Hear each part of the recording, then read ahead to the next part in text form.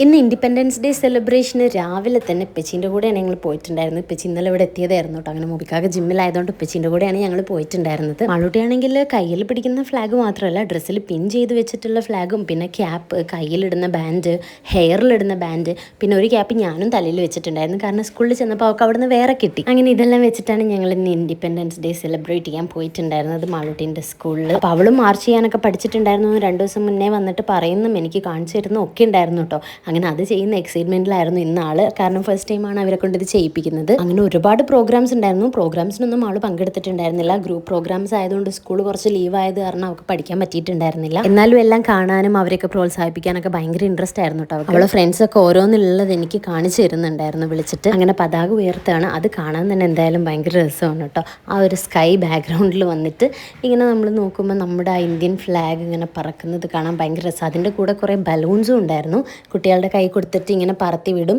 പതാക ഉയർത്തുന്ന സമയത്ത്. അത് എല്ലാ തവണയും ഇവിടെ സ്കൂളിൽ ചെയ്യാറുണ്ട് കേട്ടോ. അതും കാണാൻ ഭയങ്കര രസമായിരുന്നു. ആ പതാകേൻ്റെ കളേഴ്സുള്ള ബലൂൺ തന്നെയാണ് സ്കൈയിലേക്ക് പറത്തി വിട്ടിട്ടുള്ളത്. പിന്നെ ഡാൻസ് പോലെ ഒരു വർക്കൗട്ടൊക്കെ പോലെ എന്തൊക്കെയോ സ്റ്റെപ്പൊക്കെ വെച്ചിട്ട് മാളൂസും അവളുടെ ഫ്രണ്ട്സും അവിടെ നിൽക്കുന്ന കുറച്ച് കുട്ടികൾ വെച്ചിട്ട് ഇങ്ങനത്തെ ഒരു ഐറ്റം ഉണ്ടായിരുന്നു. എനിക്കറിയില്ല ഇതിനെന്താ പറയുക എന്നുള്ളത്. പിന്നെ നമ്മുടെ ഫ്രീഡം ഫൈറ്റേഴ്സ് ഒക്കെ ഉണ്ട് കേട്ടോ. ഇവരെ സ്റ്റേജിൽ കയറുമ്പോൾ ഞാൻ കുറച്ചുകൂടെ ഡീറ്റെയിൽ ആയിട്ട് കാണിച്ചു തരാം. പിന്നെ ഒരുപാട് പ്രോഗ്രാംസ് ഉണ്ടായിരുന്നു. ഡാൻസ്, പാട്ട്, സ്കിറ്റ്, ഡാൻസുകൾ വെറൈറ്റീസ് ഉണ്ടായിരുന്നു. ഒരെണ്ണം മാത്രമല്ല, ഇഷ്ടം പോലെ വെറൈറ്റി ഐറ്റംസ് ഉണ്ടായിരുന്നു. അതിൻ്റെ ഇടയിൽ ജിമ്മിൽ നിന്ന് മുബി വന്നിട്ടുണ്ടായിരുന്നു. ആളുവാണെങ്കിൽ രാവിലെ നേരത്തെ വരാത്തതിനെ തെറ്റിയിരിക്കുകയായിരുന്നു കേട്ടോ. അങ്ങനെ ഫൈനലി നമ്മൾ ഫ്രീഡം ഫൈറ്റേഴ്സ് ഒക്കെ സ്റ്റേജിൽ കയറിയിട്ടുണ്ടായിരുന്നു. എനിക്ക് തോന്നുന്നു ഏറ്റവും ചെറിയ ക്ലാസ്സിൽ നിന്നും ഉള്ള കുട്ടികളുണ്ടായിരുന്നു അതിനകത്ത്. അത് ഭയങ്കര ക്യൂട്ടായിരുന്നു കാണാൻ. അങ്ങനെ നമ്മൾ തിരിച്ച് വീട്ടിലേക്ക് പോന്നു. പത്രിയില് ബൈ.